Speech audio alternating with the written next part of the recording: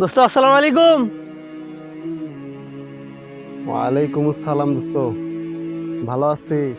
আলহামদুলিল্লাহ ভালো আছি। আয় এদিকে আয়, একটু কথা বলি। সারাদিন কাজ করলে কি হবে? আচ্ছা ঠিক আছে দোস্ত।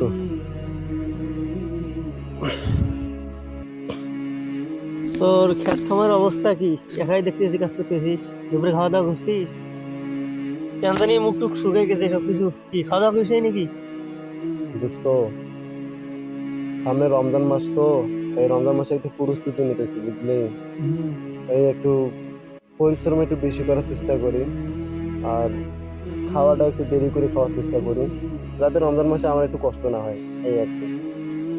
তুই কি রমজানের প্রস্তুতি নিচ্ছিস তো? রমজানের প্রস্তুতি নেওয়া দরকার কি? রমজান আসবে, রোজা রাখবো, এই তো। আর না দোস্ত, আমার আর কি একটু রমজান মাসের আগে একটু যদি প্রস্তুতি নেই তাহলে আর কি আমার রমজান মাসটা ভালো কাটবে, এই আর কি। আর তাছাড়াও আমি তো শুনেছি সবাইকে নাকি একটু রমজান মাসে প্রস্তুতি নিতে হয়, বুঝলি। পুরো রমজান মাস আসবে, এসব নিয়ে চিন্তা ভাবনা করিস না। তুই রমজান আসবে, রোজা রাখবি, শেষ। এসব কথা বিশ্বাস করে লাভ নেই তো। আচ্ছা যাই হোক দোস্ত, আমরা তো সাধারণ পাবলিক কিছু বুঝি না। যাই হোক, কি আর করবো, আমার কাজের দেরি হচ্ছে ভাই। হ্যাঁ ঠিক আছে। হ্যাঁ মনে হয় কিছু করিস না।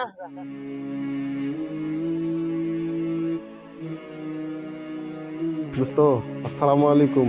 ওয়ালাইকুম আসসালাম। কেমন আছিস? আলহামদুলিল্লাহ ভালো। এই এখন লিমনের কাছ থেকে আসলাম। গরুর মতো হাঁটতেছি। রমজানের আগে নাকি দেরি করে খানা খেতে হয়, বেশি কাজ করতে হয় নাকি, এইরকম কথা শুনলাম ওদের থেকে। দোস্ত ও তো ঠিকই কথা বলছি। মানে? আরে জানিস না, সামনে তো রমজান মাস। রমজান মাস সারাটা দিন তুই না খেয়ে থাকবি, এর জন্য একটা প্রস্তুতির ব্যাপার আছে না। রমজান মাসটা হচ্ছে একটা আমলের মাস। তাই এই মাসটা তো আর আমরা অবহেলায় কাটিয়ে দিতে পারি না। অবশ্যই আমাদেরকে আমল করতে হবে, বেশি বেশি করে আমল করতে হবে। তো বেশি বেশি করে যদি আমি আমল করতে যাই তাহলে অবশ্যই আমাকে একটা প্রস্তুতি নিতে হবে।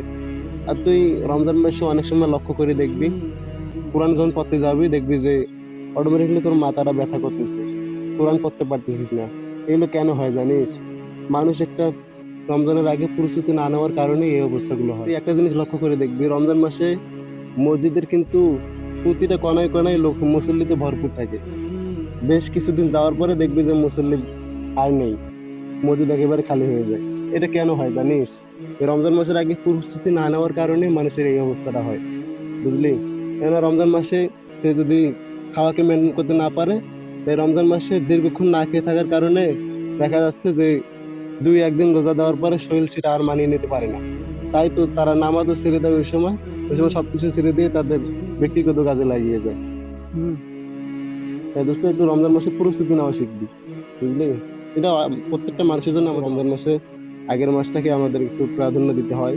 এই মাসে দুই একটা রোজা দিলে আর কি আমাদের প্রস্তুতি রোজা হয়ে যায়, বুঝলি। চলুন আমরা রমজানের প্রস্তুতি নিয়ে নিই। রমজান মাসে রোজা রাখাটা যেমনটি ভাবে আবশ্যক, তেমনিভাবে রমজান মাসের আগে রমজানের প্রস্তুতি নেওয়াটাও আমাদের জন্য আবশ্যক।